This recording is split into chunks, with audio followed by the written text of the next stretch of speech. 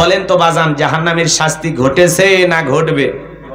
আল্লাহ সতর্ক করে দিলেন, সাবধান করে দিলেন, অ্যাডভান্স আল্লাহ তাআলা অগ্রিম বার্তা দিয়ে দিলেন, বান্দা সাবধান, সতর্ক হও, সাবধান হও, ওই জাহান্নামের আগুন থেকে নিজেকে বাঁচাও, ওই জাহান্নামের রাস্তা থেকে ফিরে আসো, এখনো সময় আছে।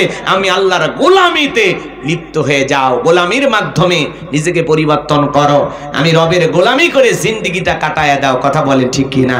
ওলামায়ে কেরাম জাহান্নামের কথা বলে, কবরের আযাবের কথা বলে, মিজান ফুলসিরাতের কথা বলে, আমাদের মাথার ভিতরে এই কথাগুলো ঢোকে না। যত কথাই বলি কোনো কাজে আসে না। কাজে আসবে কখন জানেন? কবরে গেলে টের পাবেন, তখন আলেমদের কথা প্রত্যেক দিন মনে হবে। কথা কয় না? হুজুরি কইছিল নামাজ পড়ো, পড়ি নাই। হুজুরি বলেছিল আল্লাহর জিকির করো, করি নাই।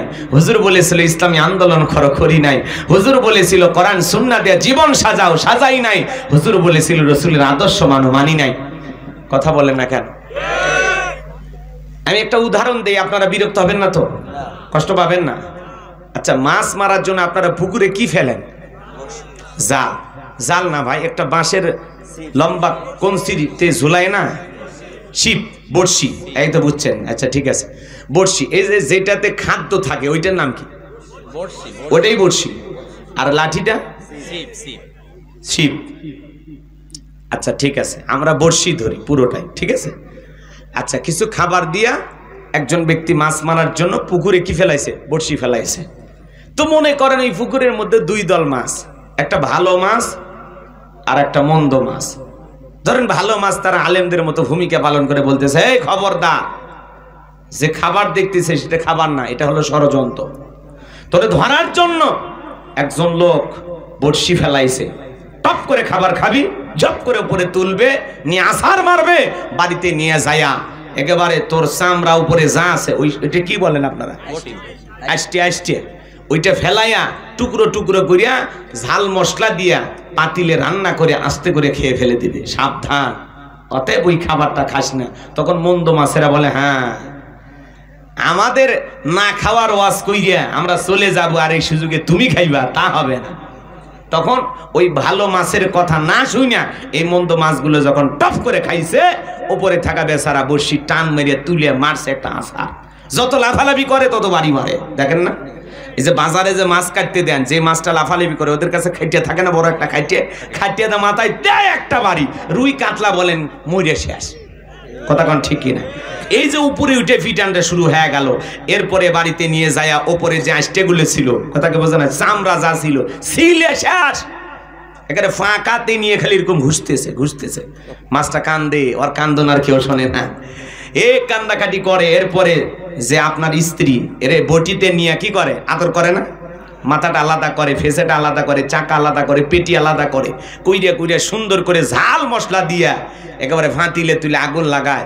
মাছটা কান্দে আর বলে, হারি একবার যদি পুকুরে যাওয়ার সুযোগ পাইতাম, সব মন্দ মাছদেরকে বলে দিতাম যে এই যে ভালো মাছেরা যে কথা বলে এগুলো কথা সত্য, এই যে আমাদের দুনিয়াতে যাওয়ার পরে এই করেছিল, এই কথাগুলো আমি বলার সুযোগ পাইতাম।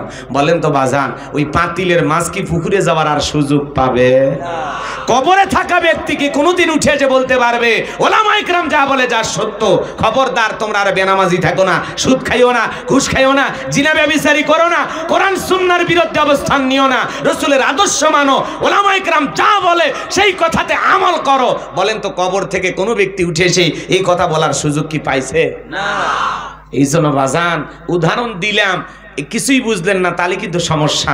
একটা উদাহরণ দিয়েছি কিছু শিক্ষার জন্য, কিছু বোঝার জন্য। আপনাদের মগজের ভিতরে কি কথাগুলো ঢুকেছে? তাহলে কবরের ভিতরে আযাব আছে না নাই? আযাব কার জন্য? যারা নেক আমল করে গেছে তাদের জন্য, না যারা বদ আমল করে গেছে তাদের জন্য? নেককারদের জন্য না গুনাহগারের জন্য? জাহান্নাম কাদের জন্য?